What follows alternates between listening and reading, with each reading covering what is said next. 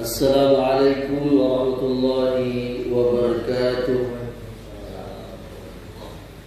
Innal hamdalillah nahmaduhu wa nasta'inuhu wa nastaghfiruh wa na'udzu billahi min shururi anfusina wa min sayyiati a'malina. Man yahdihillahu fala mudilla lahu wa man yudlil fala hadiya lahu.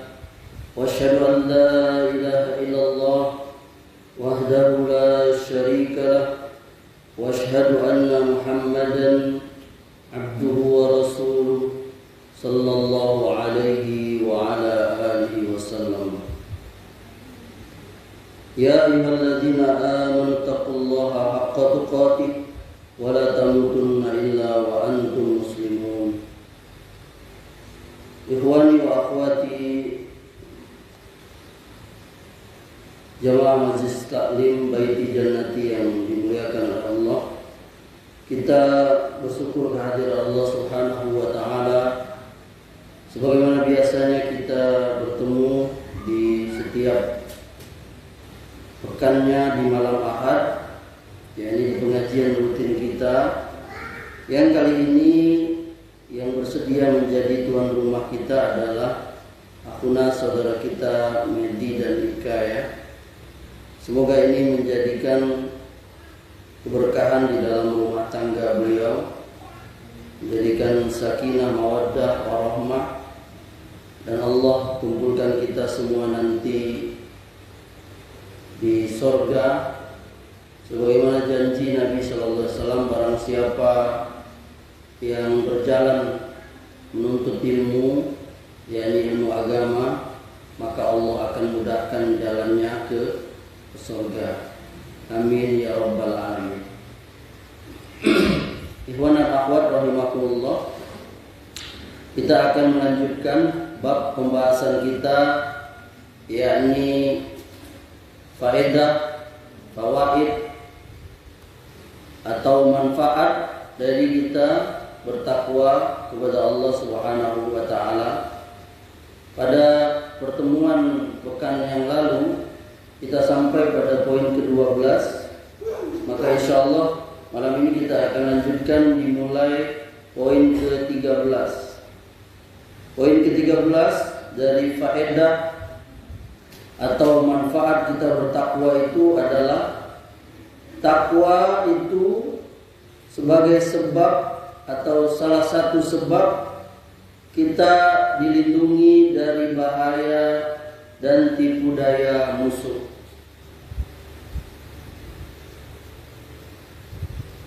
Allah Subhanahu wa Ta'ala berfirman, wa in tasbiru wa tattaqu la yadurrukum kaiduhum syai'a. Jika kamu bersabar dan bertakwa, tipu daya mereka tidak akan dapat menyusahkan kamu sedikit pun.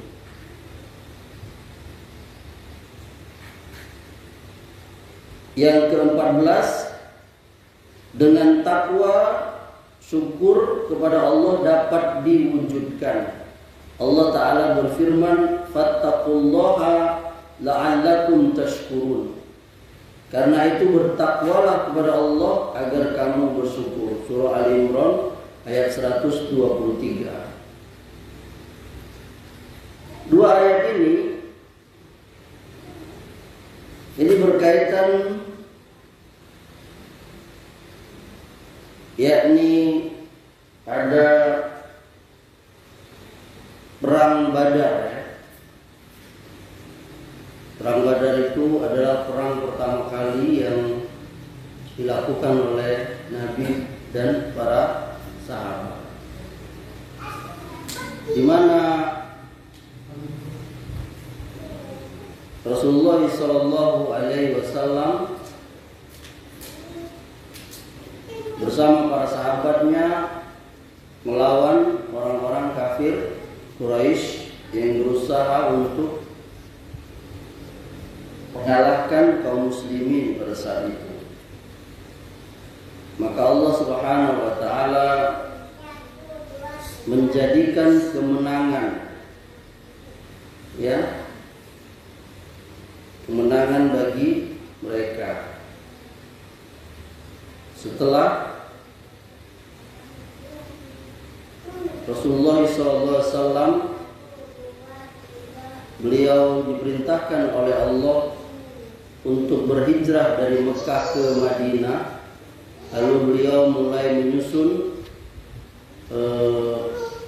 negeri Muslim dan membuat pemerintahan Muslim. Lalu beliau pun berdakwah, menyebarkan ajaran Islam ke seluruh penjuru daerah. Bahkan beliau pertama kali akan menuju ke Mekah, dan orang-orang di Mekah itu tidak menyetujuinya. Maka terjadilah perang pertama di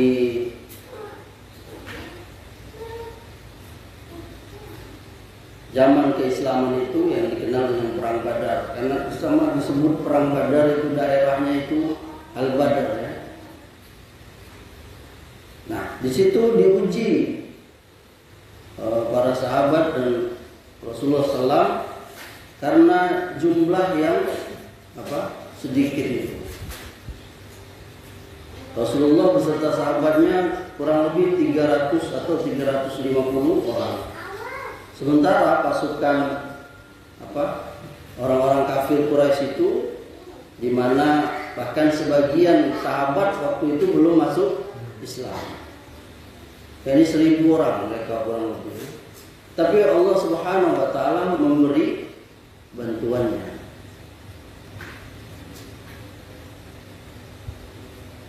Maka kadang-kadang jumlah yang banyak itu tidak menjamin kemenangan. Kata Allah, kam min fi'atin ghalilatin ghalabat fi'atan katsiratan biiznillah. Berapa banyak pasukan yang sedikit mampu mengalahkan pasukan yang banyak. Biiznillah, yakni dengan izin Allah. Yakni di dalam Islam itu yang dilihat itu bukan banyaknya, tapi dilihat orang-orang itu ketakwaan mereka. Bahkan idiom yang berkembang di kita ini, bahkan mungkin kenyataan. Katanya bangsa Indonesia ini melawan Belanda itu, yakni meriam melawan bambu runcing. Tapi ternyata kita bisa mengalahkannya. Mungkin karena kekuatan keinginan yang merdeka dari kita, dan sebagian yang memang ingin mempertahankan diri. Dan memang waktu itu slogan terutama dari para ulama kan, yakni melawan orang-orang kafir, yakni para penjajah itu, yang notabene memang pada zaman itu yang menjajah Indonesia orang-orang kafir. Tapi Allah berikan kemenangan. Nah, termasuk di sini juga bahwa Rasulullah SAW beserta sahabatnya, kalau menurut Zohiriyahnya nggak mungkin menang. Dari kuantitas mereka cuma 350 lawan 1000 lebih, berarti 3 kali apa? 3 kali lipat. Artinya 1 orang melawan 3 orang.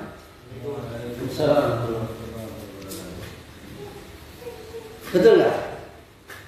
1 orang lawan 3 orang. Coba untuk bayangin kalau 1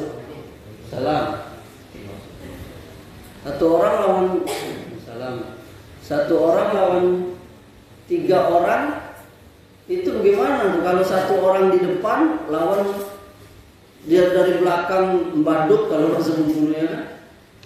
Tapi kalau pertolongan Allah itu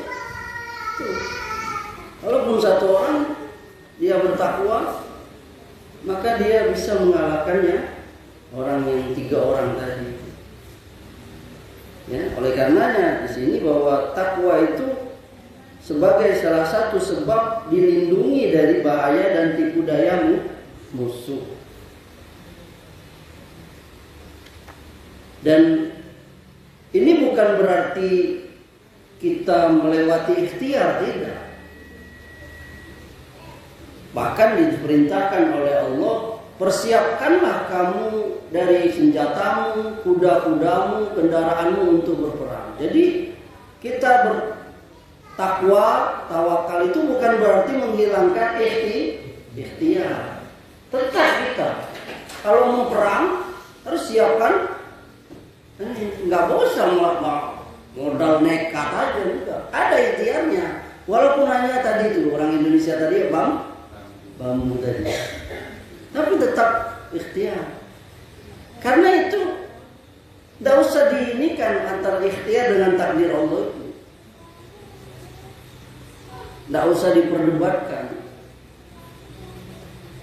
Ahlussunnah wal Jamaah itu ikhtiar.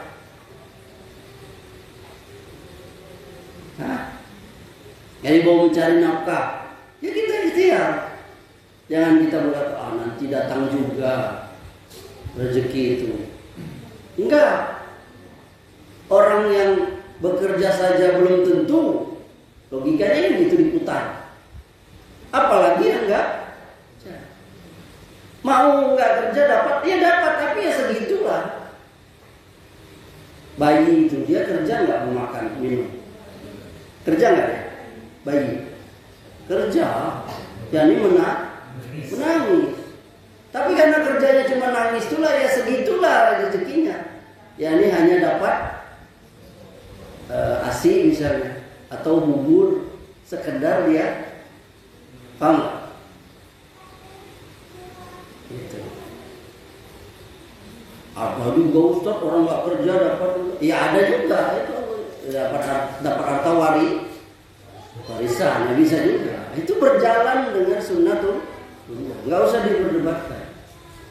Nah itu tadi. Jadi Islam itu tidak hanya mengandalkan keyakinan, tapi ada ikhtiarnya. Karena iman itu bukan hanya keyakinan menurut sunnah. Iman itu diyakini dalam hati, tasdikun bil qalbi, arqamun bil iqrarun bil lisan, diikrarkan dengan lisan, diwujudkan dengan perbuatan. Jadi ada ikhtiarnya. Mau perang, ya siapin sesuai dengan keadaan. Zaman itu belum ada tank baja, M16, AK-47 belum ada. Nah, waktu itu panah, tombak, pedang, kuda. Gitu. Jadi para sahabat melakukan itu. Nah, mereka berperang dan akhirnya itu kemenangan pertama. Ya. Oleh karenanya di situ kita ambil pelajaran bahwa ketakwaan itu sebagai sebab kita dilindungi bahaya dan tipu daya musuh. Bahwa kita mengetahui musuh kita itu ada beberapa sebagai seorang mukmin. Pertama, musuh kita dari diri kita sendiri. yakni apa musuh kita dari diri kita? Apa? Iya betul. Musuh kita adalah hawa nafsu. Betapa banyak orang yang binasa karena hawa nafsunya itu. Yakni ketidakmampuan dia untuk menaklukkan hawa nafsu itu. Apakah hawa nafsu itu harus dihilangkan? Gak bisa. Sudah sunnatullah, fitrah dari Allah itu setiap manusia itu yakni ada nafsunya. Yang dengan itulah dia bisa bertahan hidup. Tapi hanya dikontrol.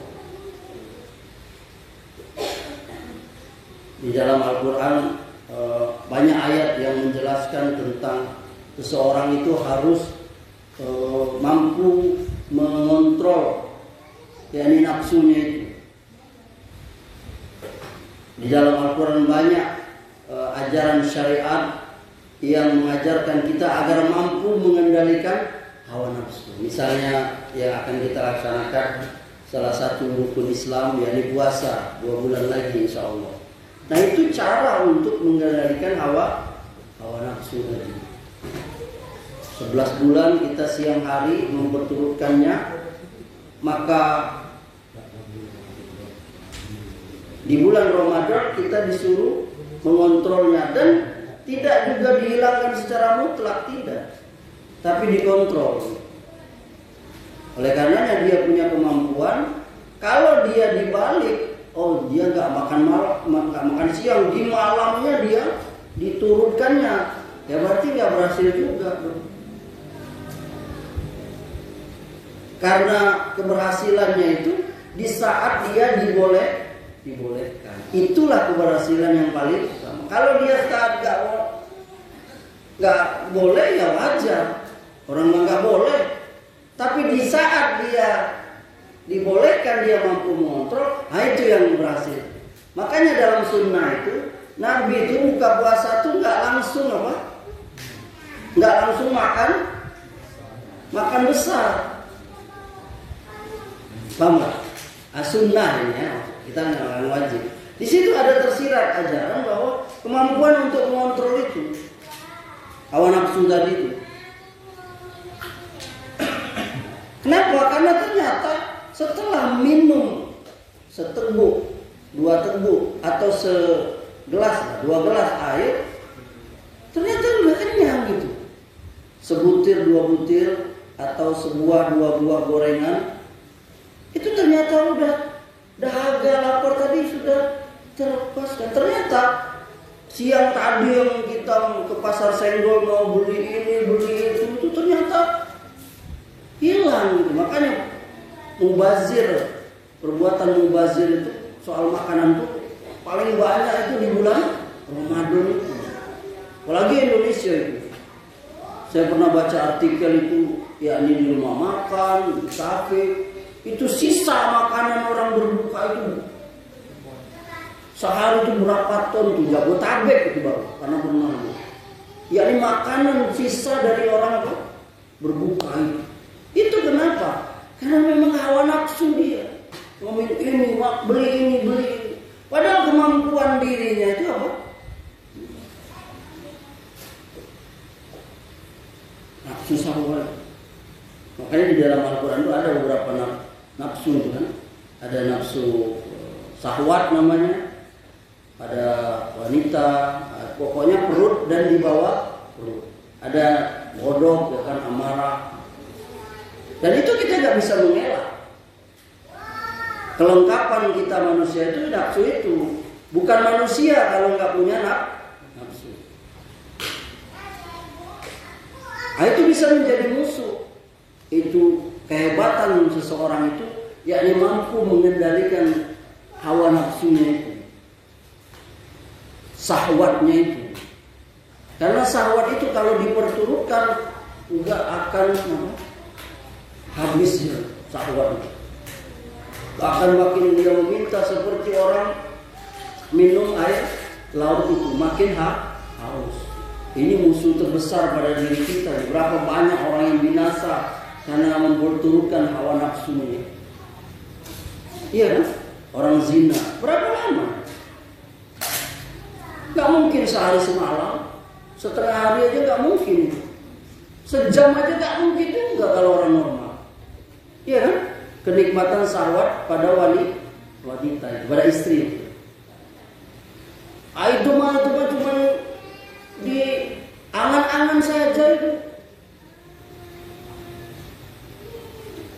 Cuma di majalah, di film itu berjam-jam ada itu. Bohong, dusta. Kenapa? Karena memang nafsu syahwat dunia itu sebentar. Enggak seperti pekan kemarin kita bilang makan itu. Makan itu cuma di lidah. Belum masuk, belum terasa. Atau sudah lewat masuk ke kerongkongan, hilang gitu. Cuma sebesar lidah itu. Bahkan kalau lidahnya sariawan ada 7 buah, nggak enak itu. Nah coba ya. Begitu pula syahwat tadi itu. Syahwat yang di bawah perut itu sama perut ya. Terus berapa lama coba? Yang timbul penyesalan. Makanya setan itu pintar dia. untuk dirayu dia, Pak. Pas sudah itu menyesal orang. Karena syahwat itu sebentar. Dan itu yang membuat orang banyak binasa. Yang kedua, musuh kita itu yakni dari luar. Ini yang paling berat memang musuh. Kita kembali tadi, paling berat itu memang musuh hawa nafsu. Kalau musuh dari luar yang kelihatan kita bisa tembak dia, bisa kita kan. Tapi kalau hawa nafsu itu kemana kita diikuti?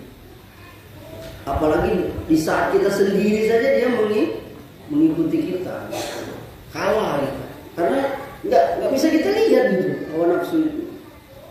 Hanya kita bisa merasakannya. Nah, itu dengan ketakwaan lah itu bisa dikontrol. Yang kedua, musuh kita itu yakni setan. Dan Allah sudah menyebutkannya, antum buka di surah Al-Baqarah ayat 208 itu.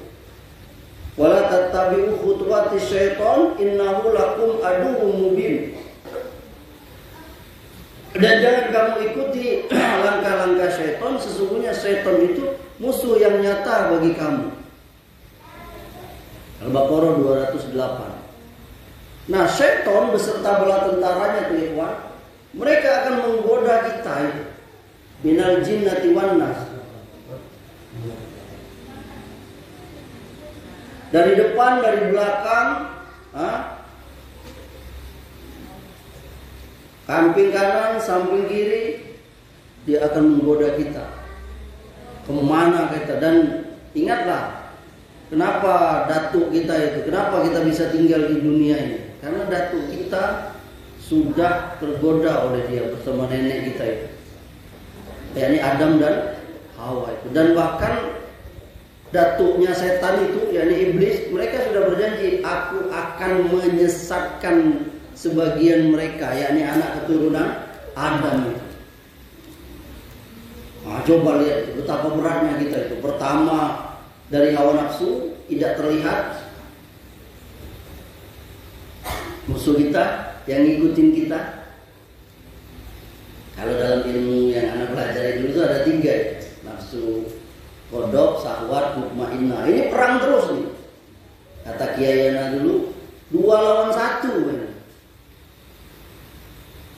Nah, ditambah lagi musuh dari luar tadi, setan. Dan dia juga tidak terlihat. Ada yang pernah lihat setan? Mas pernah lihat setan nggak, Mas? Pernah, Mas? Belum? Pengen melihat setan? Serius nih, saya ada resepnya. Saya bener ada resep nih, Mas. Mau? Saya kasih tahu nih, saya kasih ilmunya malam ini. Bisa Mas amalkan? Enggak. Antum pernah lihat setan? Mau? Enggak, ini serius ini. Anak SK-nya anak keluarin malam ini. Ibu-ibu mau ngeliat setan nggak? Bu, ibu-ibu mau ngeliat setan? Gampang. Antum kalau lagi marah, ibu-ibu kalau lagi marah sama suami, sama anak, atau sama teman, atau sama apa, lagi keluar taringnya, muka lagi merah, rambut lagi berdiri, cepat cari cermin. Nanti tunjuk ibu-ibu ke cermin itu. Setan loh ya.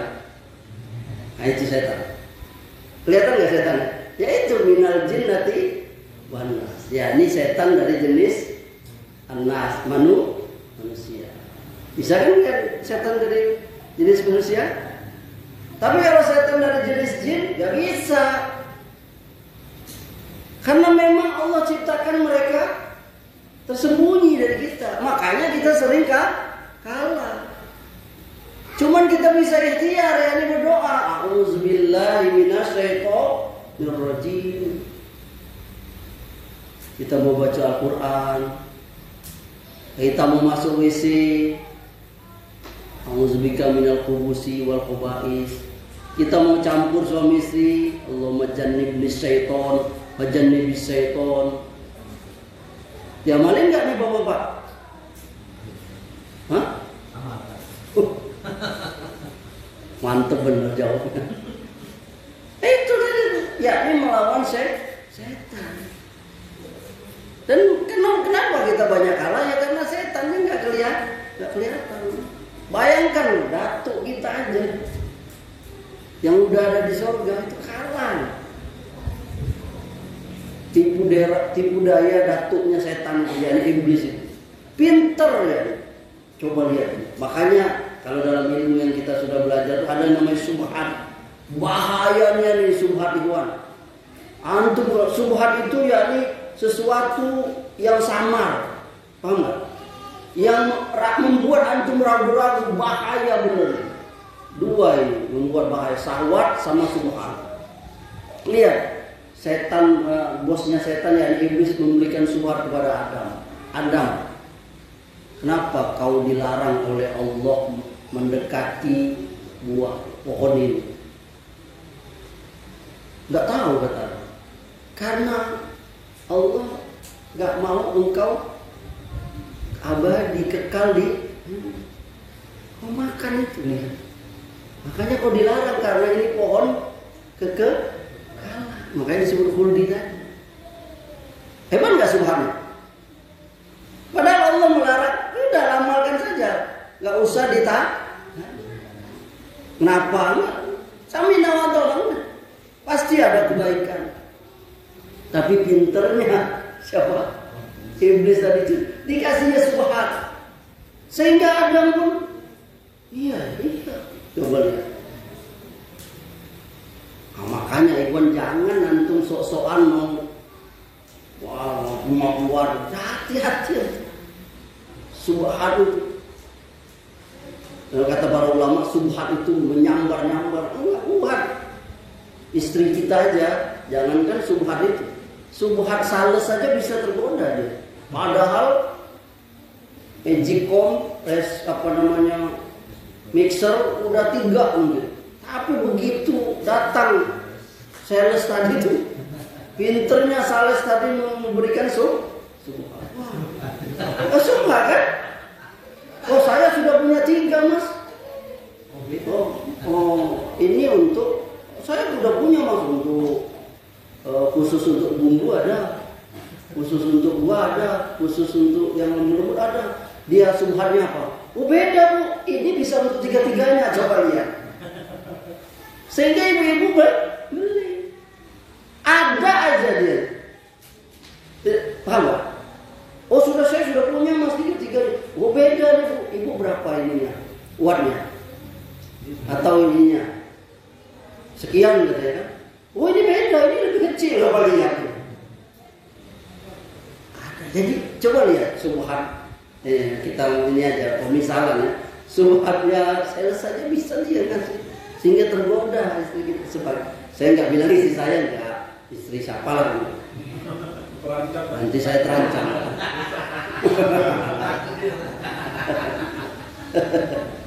Itu. Coba lihat pinternya iblis tadi. Sehingga Adam dan Hawa pinter keluar dari.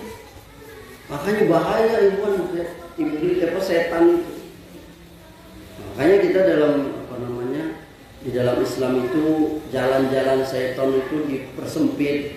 Tadi kita puasa tadi. Kenapa kita puasa sehingga makanan itu? Karena memang setan itu dia bisa masuk ke dalam darah kita. Inna syaitana yajri min bani Adam majrad dam. Sesungguhnya kata Rasul, setan itu berjalan di darah manusia itu seperti itu. Bisa berjalan di darah kita. Oleh karenanya persempit jalannya. Makanya kita makan baca bismillah. Karena kata Nabi, siapa yang enggak makan bismillah, membaca bismillah, maka syaitan ikut ambil bagian di situ. Jadi kebodohan yang nyata, Allah sudah ngasih tahu kita, yakni musuhmu itu setan, tapi kita ikuti. Oleh karenanya mungkin suatu saat kita mesti belajar apa langkah-langkah setan di dalam menggoda manusia. Nah itu ada babnya itu. Misal dengan wanita, dengan harta, dengan tahta, dengan dan sebagainya. Itu pintu-pintu syaitan untuk menggoda manusia. Kemudian yang ke-15 takwa sebagai sebab mendapatkan bantuan dari malaikat.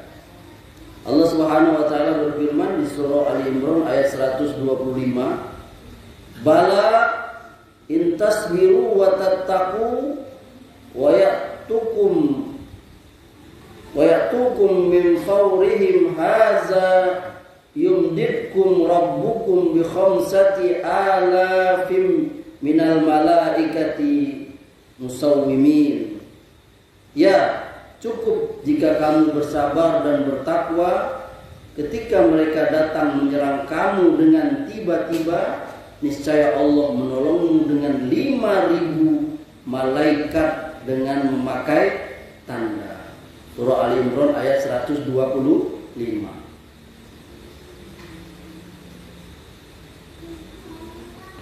Ya. Ini tadi masih berkaitan dengan perang Badar dan perang Uhud. Ya. Karena memang Allah mempergilirkan yakni kemenangan dan kekalahan itu sebagai pelajaran bagi kita kaum muslimin. Kalau di perang Badar tadi Allah membantu kita dengan malaikat walaupun jumlah kita sedikit, yakni 300 melawan 1000. Sebaliknya waktu di perang Uhud, ya, bahkan juga di perang Hunain itu lebih ini lagi. Sebagian sahabat merasa apa?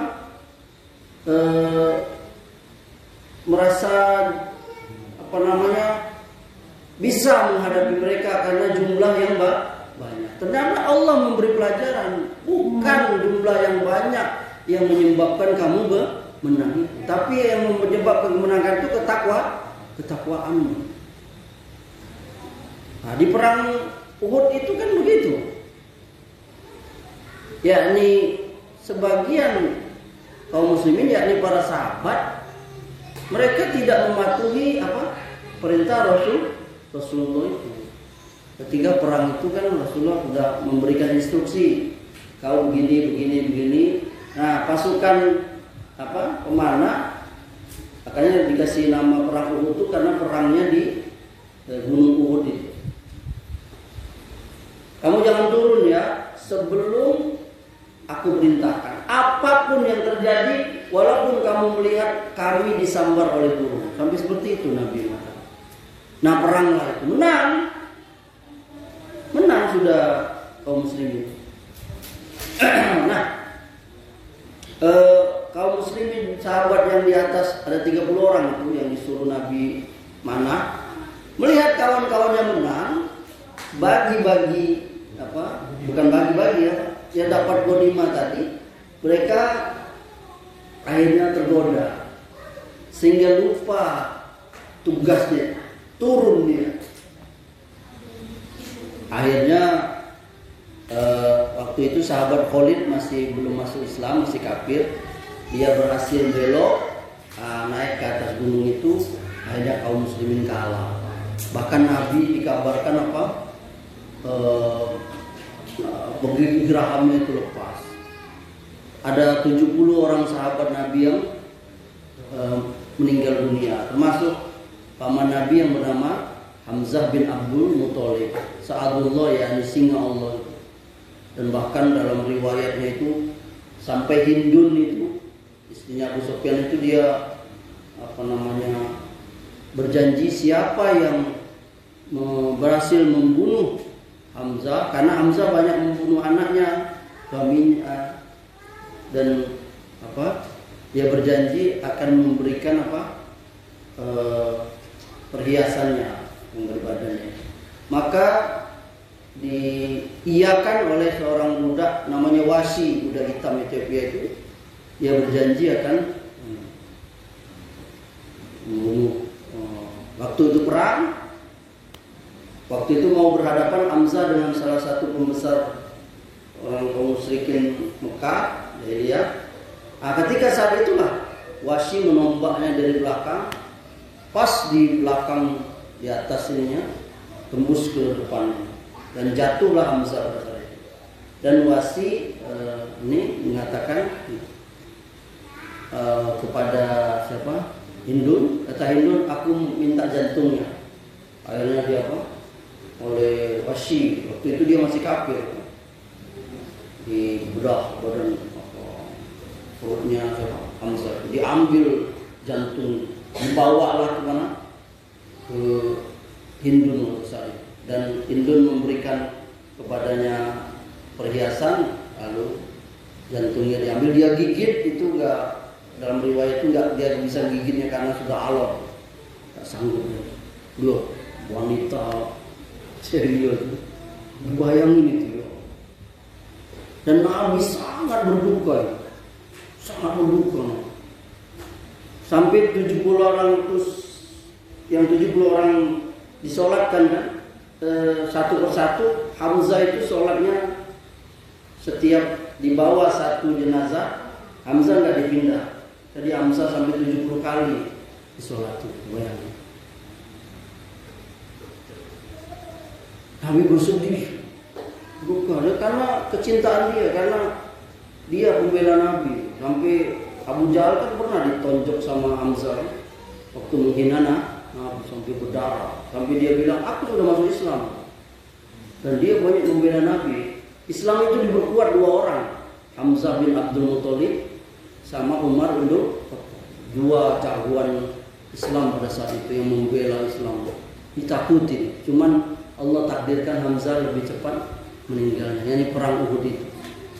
Dan uniknya ketika Wahsy, yakni pembunuh Hamzah itu masuk Islam, Nabi bilang kepada dia jangan lewat jangan kau terlihat olehku. Jadi sampai Nabi mati, Wahsy nggak pernah berani lewat di depan Nabi karena kuatnya kedukaan Nabi. Jadi dia teringat dengan Hamzah. Karena memang Hamzah itu orang-orang awal masuk Islam di Mekah, dan dia besar, tokoh Quraisy gitu, jagoannya, dan hobinya mana? Dia jagoannya. Bayar Abu Jahal itu kan besar, ditonjok sama dia ini waktu menghina Nabi. Tak ada yang berani, sama kayak Umar. Nabi berduka. Dan ketika waktu Nabi wafat, muncul nabi-nabi palsu seperti Musailamah. Akhirnya yang berhasil membunuh Musailamah Al-Kadzab itu Wahsy dengan tombak yang sama. Bahkan dia berdoa mengampun kepada Allah bahwa dulu dia pernah membunuh orang yang terbaik, yakni Hamzah, dan mudah-mudahan dengan dia membunuh orang yang terburuk ini, yang aku Nabi ini, Allah menghapus dosa-dosa dia. Lihat, kita kembali tadi bahwa perang Uhud itu perang yang banyak pelajaran. Contoh tadi, pelajaran yang bisa kita ambil adalah ketidaktaatan kepada Nabi tadi. Lihat, pasukan panah tadi nggak taat sama Nabi, bahaya memang. Tidak mengikuti instruksi Nabi, paham nggak? Dan banyak kejadian itu. Ada suatu ketika para sahabat kata Nabi, malam ini jangan ada di antara kamu yang berdiri. Ada orang dua atau satu orang yang nekat berdiri, ada dia diterbangkan angin jauh banget. Jadi sahabat itu dia sami'na wa ata'na kepada Nabi. Enggak, mereka kenapa enggak? Lihat sahabat, apa saja yang disuruh oleh Nabi itu apa?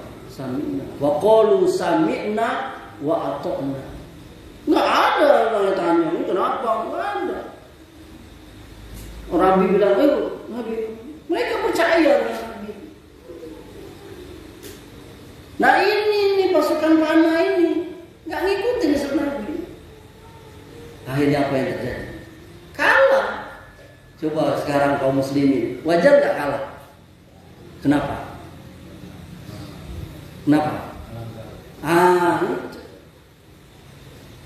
Nabi bilang jangan kamu mengagung-agungkan kuburan. Itu pekerjaan Yahudi dan coba lihat sekarang gimana di Jawa itu. Orang minta-minta di kuburan, Mbak Brojo, Eyang Sapu Jagat, nyanyi. Coba lihat. Yang dilarang oleh Nabi malah dikerjakan. Gimana kita mau menang? Maka kata Nabi, nanti kamu seperti buih di mana? Lautan. Banyak tapi terombang. Nabi mengatakan, suatu saat nanti kamu akan seperti makanan yang diperebutkan oleh orang. Itu sekarang lihat kaum muslimin. Itu lihat Palestina. Berapa banyak kaum muslimin di negara muslim? Masa nggak bisa bantu ya kan? Aja. Dulu waktu zaman dulu, Anda lupa tuh Sultan siapa ya? Ada seorang wanita yang diganggu oleh orang apa? Orang Yahudi di pasar, jilbabnya ditarik atau apa? Itu pasukan kerajaan nyerang, bayangin itu. Perempuan mana ini? Ini negara, ya ini bangsa Palestina. Banyak. Kita tahu kan Myanmar kemarin yang kaum muslimin di India, Kashmir, mana lagi? Bosnia dulu. Bosnia. Kenapa? Kita diangkat sekarang oleh Allah. Karena kita banyak melanggar perintah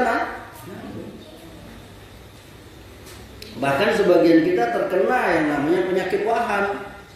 Cinta kepada dunia, takut kepada kematian. Kita menyangka hidup itu selamanya, ngumpulin harta sebanyak-banyaknya. Alhaakumut takasur hatta zurtumul maqabir. Berogah-megah, yakni mengumpulkan harta sudah membuatmu takasur. Tahu takasur? Kalau kita udah naik atas kasur kan lupa. Nikmat terlelap. Hatta zurtumul maqabir, sampai kamu masuk ke dalam kubur. Kalla, jangan begitu. Kalla law ta'lamuna ilmal yakin la tarawunal jannah. Kamu akan melihatnya. Dan memang banyak orang ya. Masuk sahabat Nabi tadi itu ya, tergoda dengan apa? Goni apa harta rampasan yang tadi. Lihat, kalah, nggak ngikutin instruksi Coba kita lihat sekarang kaum muslimin. Di negeri-negeri muslim itu cari nafkah gimana? Nggak peduli dia mau halal, mau haram, mau sumhat. Sampai ada istilah, Ustaz, jangankan yang halal, yang haram baik susah. Coba itu kenapa ngomong kayak gitu? Subhat tadi itu. Padahal yang banyak yang halal. Cuman kita aja yang gengsi. Kata Nabi, sungguh mulia seorang laki-laki itu yang dia memikul kayu bakar dari gunung. Dia demi menjaga apa? Izzahnya, marwahnya itu, lihat. Daripada orang yang mencuri, korupsi. Kalau banyak ikhwan kita yang berhenti dari pekerjaan yang haram itu. Lalu dia berhenti, padahal dulu gagal dia pekerjaan. Bagasi, keluar masuk mobil, uang berasi, berhenti dia. Akhirnya dia pakai handuk di leher, dorong gerobak.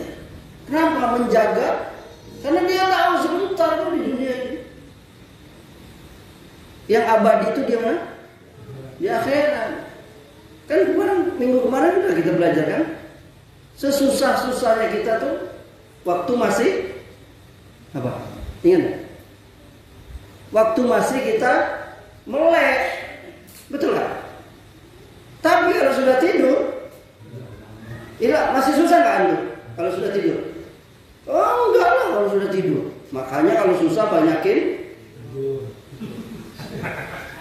karena susahnya hilang.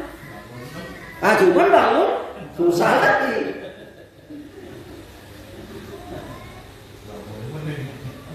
Itu jadi hidupnya sementara ya Bang. Coba kan kita kaji kemarin, kalau kita tidur 8 jam 24 bagi 8 berapa? Sepertiga. Nah berarti umur kita 60 kurang sepertiga berapa? 40. Berarti umur kita cuma 40. 20-nya tidur, itu 8 jam. Bagaimana dengan kita yang tidur 12 jam? Lebih singkat lagi, sisanya nongkrong di WC. Coba berapa lama antum nongkrong di WC? Nanti catatan roket atlet itu, wah tidur 20 tahun si Amri. Nongkrong di WC setahun. Dikaliin aja makin, ya kan? Dari semalam berapa? Di Bengong, buka YouTube, coba. Zaman sekarang orang udah megang HP kan? Alangkah catatan kita di, kan ada episode yang namanya pemberian buku catat. Maka terbengong-bengong lah orang, ini gawe aku. Kan pernah kita bahas, yang gila bola. Itu catatan, nih nonton bola, Persib lawan ini, yang ini, bola aja. Ini bukan berarti gak boleh nonton bola, paham Iwan ya? Ini untuk kita supaya bisa, itu mengubah saja. Tapi lihat mana yang kita lebih utamakan. Ini cari catatan. Makanya sahabat itu dunia di genggaman mereka, hati mereka akhirat. Kita terbalik sekarang ini. Dunia yang dijadikan di hati. Itu pun gak dapat gitu. Coba lihat. Berarti kalau hitung-hitungan hisab kita nanti, aduh banyak tekornya mas, ya kan? Ngeri kita. Makanya kata Nabi, hasibu qabla antum hasabu, hisablah dirimu sebelum nanti kau dihisab. Coba biasakan kita mau tidur itu, hari ini aku bangun tidur ngapain? Antum aja, antara keburukan dengan kebaikan, tulis aja, debit kredit. Hari tadi aku ngomongin kawan aku, tadi aku istighfar sekian. Antum bandingin aja, mana lebih banyak? Tadi alhamdulillah sholat berjamaah. Oh tadi aku nengok film tak benar misalnya. Diperbandingkan aja. Jadi kita kembali ke tadi bahwa yang namanya ketakwaan itu dapat menyebabkan bantuan dari malaikat. Akhirnya Allah Subhanahu wa taala yakni membantu yakni Nabi dan para sahabatnya setelah mereka menyadari bahwa sudah terjadi kesalahan. Kemudian yang ke-16, Allah Ta'ala telah menyediakan surga yang luasnya seluas langit dan bumi bagi orang yang bertakwa. Wasari'u ila maghfiratin min rabbikum wa jannatin arduhas samawati wal ardu iddat lil muttaqin. Segeralah mencari ampunan Allah dan mendapatkan surga yang luasnya seluas langit dan bumi yang disediakan bagi orang yang bertakwa. Lihat ini Iwan. Jadi kalau mau masuk surga syaratnya takwa. Cari ayat itu Iwan, ayat 133 surah Ali Imran. Ibu-ibu lihat juga, coba lihat HP-nya. Ali Imran ayat 133. Bersegeralah kamu mencari ampunan Tuhanmu dan mendapatkan surga yang luasnya seluas langit dan bumi yang disediakan orang yang bertakwa. Ini janji Allah. Allah itu maha menepati janji. Ya, yakni Allah sudah menjanjikan kita. Dari ayat ini kita tahu surga itu sudah ada. Jadi ibu-ibu, kalau ada pertanyaan, Ustaz, surga itu sudah ada atau belum? Jawabannya apa? Sudah ada. Ini dalilnya. Yakni yang sudah disediakan bagi orang yang takwa. Jadi surga itu sudah ada. Bahkan Nabi pernah ditanya oleh Heraklius, kirim surat dia bilang, ya Rasulullah, surga itu emangnya di mana? Kata Nabi, coba aku tanya, waktu malam siang itu di mana? Waktu siang malam itu di mana? Kata Nabi. Ini Heraklius, Raja Romawi, jawab Nabi. Surga itu ada. Dia di mana? Di langit ketujuh sana, di bawah aras. Luasnya seluas langit dan bumi, itu dalilnya. Bacakan ayat ini.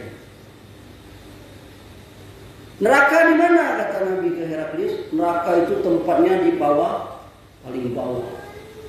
Jadi sepeda surga di atas, neraka di bawah. Dan keraknya neraka itu orang munafik. Innal munafiqin fi darkil asfali minan nar. Orang munafik itu tempatnya di kerak. Antum mau masuk surga? Ragu jawabnya. Antum mau masuk surga? Banyak syaratnya. Salah satu syaratnya, lanjutkan baca ayat itu, ayat 134. Baca dah.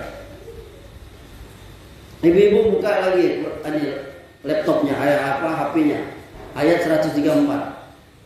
A'udzu billahi minasyaitonir rajim. Alladzina yunfiquna fis-sarra'i wad-dharra'i wal kadhimin wal kadhimina al-ghayza wal 'afina 'anil nas wallahu yuhibbul muhsinin. Yaitu orang-orang yang selalu berinfak baik di waktu lapang maupun sempit, orang-orang yang mengendalikan kemurkaannya, dan orang-orang yang memaafkan kesalahan orang lain. Allah mencintai orang-orang yang berbuat kebaikan. Nah itu. Jadi kalau antum mau masuk surga, punya sifat takwa. Ini berat memang. Apa sifat takwa? Sifat takwa itu banyak. Di ayat ini Allah menyebutkan ada berapa sifat takwa? Tiga. Yang pertama apa? Allazina yunfiku nafis sarra wad dharra. Yakni orang yang mampu berinfak, sedekah, yakni di saat dia senang, baik dia di saat dia susah. Karena sifat manusia itu kadang gitu. Tunggulah aku kalau lagi duit baru nak bersedekah. Betul gak? Berarti antum gitu ya? Harus dirubah mindsetnya. Kenapa? Kalau ingin bertakwa enggak. Saat susah, sahabat Nabi itu di saat susah mereka juga berinfak. Ya ini sesuai kemampuan. Karena kalau antum menunggu jadi orang kaya berat. Karena infaknya orang kaya itu lebih berat. Coba antum bayangkan zakat. Makin orang itu duitnya banyak, makin besar nggak zakatnya? Makin berat nggak? Makin berat. Orang besar, coba bayangkan kalau harus bayar zakat 10 miliar. Antum punya emas 85 gram. Ibu-ibu berapa ya sekarang 1 gram emas itu? 85 gram, 1 juta lah ya. Berarti 85 juta. 2,5%-nya berapa? 85 juta. Hah? Berapa? 2 jutaan. Masih berat nggak kira-kira? 2 jutaan. Itu aja bisa berat loh. Baru mau ngasih orang 2 juta. Antum baru punya harta 85 gram atau 85 juta. Ini antum yang punya duit 10 miliar di bank nih. Keluarin nggak nih? Ada 10 miliar kan? Berapa 10 miliar? 2,5%-nya? Berapa? 2,5. 10 miliar, 2,5%, 250 juta. Hah? Betul? Coba bayangin. Makin kaya makin berat. Makanya korun itu pelit. Karena hartanya banyak. Jadi kalau kita mau beramal, susah. Bahkan kalau orang miskin sanggup sama dengan orang kaya, berarti dia lebih hebat. Orang kaya dia 100.000, cengkling masuk dalam kota amal masjid. Ada orang miskin 100.000, mana yang lebih hebat? Kalau orang miskin, orang kaya 100.000 berapa? Kalau orang miskin itu bisa beli beras untuk berapa hari. Jadi kadang-kala kualitas iya oke, kuantitas iya oke. Tapi kadang-kala kuantitas itu kalah. Jadi dengan kondisi orang yang mengerjakannya itu beda. Yang kedua apa? Sifat orang takwa.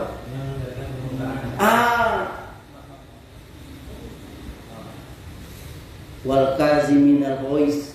Yani mampu menahan amarah. Kita kaji aja diri kita. Kalau kita marah, sanggup nggak mengendalikan diri? Kalau kita sanggup, kan kita masuk. Makanya syariat marah itu kan kalau kita lagi marah apa dalam Islam? Kita istighfar.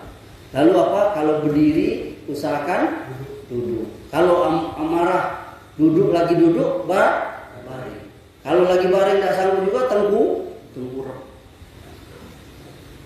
Itu jangan lagi marah sama suami dari baring berdiri, ya tambah dilawannya perang akhirnya.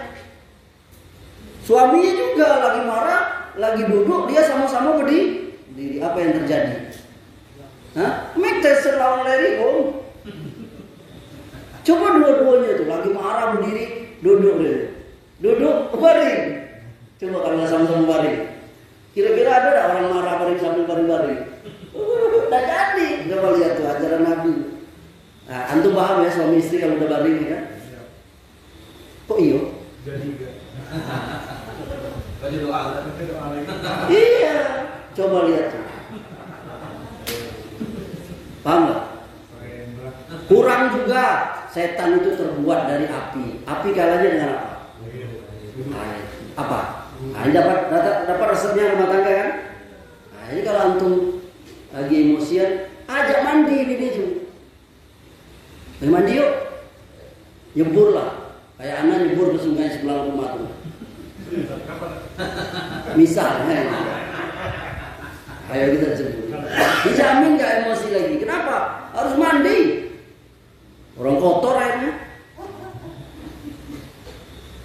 Gimana? Memang berat ini. Berapa banyak kebinasaan orang karena marah itu. Paham gak? Marah itu pintu setan, Irwan. Berapa banyak kerusakan dalam pertemanan, bertetangga, pekerjaan karena emosi. Sedikit emosi itu dia seperti api yang disiram. Jangan lihat kalau suami istri sudah bertengkar, yang ada keduanya syaitan. Apalagi keluar kata-kata kebun binatang, iya mas ya. Apalagi KDRT ya sudah. Ini orang bertakwa enggak, dia mampu mengendalikan. Bukan enggak marah, bukan, tapi mengendalikan. Antum istri antum digodain orang, antum enggak marah, berarti antum kelainan. Istri antum pasar, bokong istri antum ditepuk sama tukang parkir, enggak marah antum, wah. Orang banyak yang bela antum pukul dia pakai helm antum misalnya.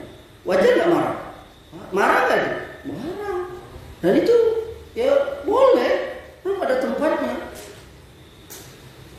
Bukan menghilangkan, kita bukan tiang listrik yang dipukul sama tukang jaga malam pakai apa? Pakai besi kayu, dia nggak marah, nggak melawan. Tiang listrik karena nggak punya hati, nggak punya jiwa, perasaan. Kita nih jiwa, ada marah, marahnya itu ditempatkan. Kalau nggak punya marah, anak kita nggak sholat.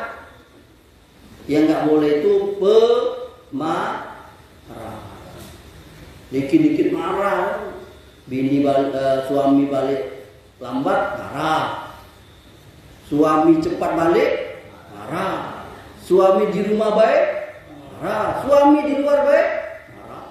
Bukan ibu-ibu sini, bukan, ibu-ibu di negara kono. Itu tanggung kasih antum lihat berapa banyak kerusakan. Coba lihat kerusuhan yang terjadi itu akibat apa? Marah, coba hancur, binasa.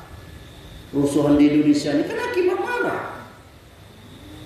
Coba kalau semua kerusuhan 98 itu menjalankan perintah Rasul, yang berlari berhenti, yang berhenti duduk, yang duduk baring. Mandi, tapi yang baring tadi langsung bangun, ambil apa batu, ya saya ribut. Yang ketiga apa? Ini dua sisi mata uang. Memaafkan kesalahan orang itu berat memang. Yang paling enak itu apa? Ya itu tadi, tiada maaf bagimu, betul nggak? Ya nggak Mas? Tiada maaf bagimu, itu yang paling enak. Enak aja memang berat itu. Tapi Nabi kalau kita ingin dapat predikat takwa itu wal afina anin nas, memaafkan kesalahan orang. Berat, memang berat betul. Karena ganjarannya apa? Apa ganjarannya? Surga. Surga bukan BIM yang bisa dimasuki siapapun. BIM bisa dimasuki siapa baik. Karena udah bayar masuk. BIM aja ada syaratnya, orang nggak bercelana nggak boleh masuk. Ini surga. Memang surga itu mahal, berat memang. Salah satunya adalah sifat orang takwa, yakni memaafkan kesalahan orang. Salah satu sifat terpuji itu Rahim, yakni pemaaf. Dan ini belum tentu didapatkan walaupun namanya Abdul Rahim. Karena ada orang namanya Abdul Rahim tapi pemarah. Apalagi namanya Al-Ghadab. Tahu Al-Ghadab? Marah. Makanya nggak boleh ngasih nama anak Al-Ghadab. Marah terus dia. Nabi melarang itu memberi nama yang buruk. Itu nama itu doa.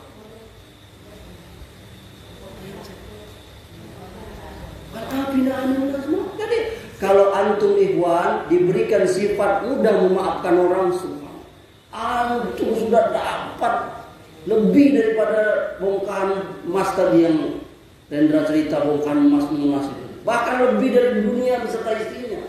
Mahal itu. Yakni jiwa pemaaf itu.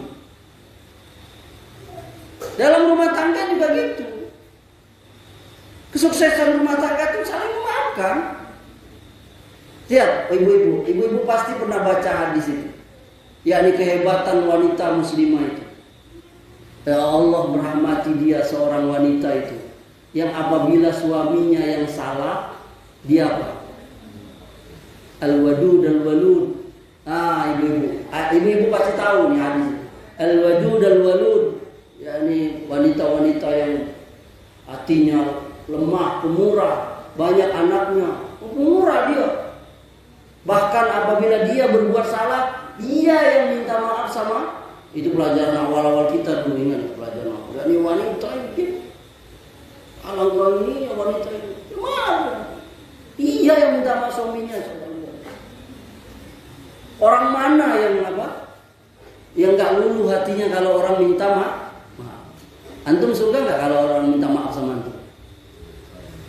Biasanya kalau orang kalau orang sudah mengaku salah, orang biasanya akan minim, walaupun dia juga marah, tapi tidak semarah.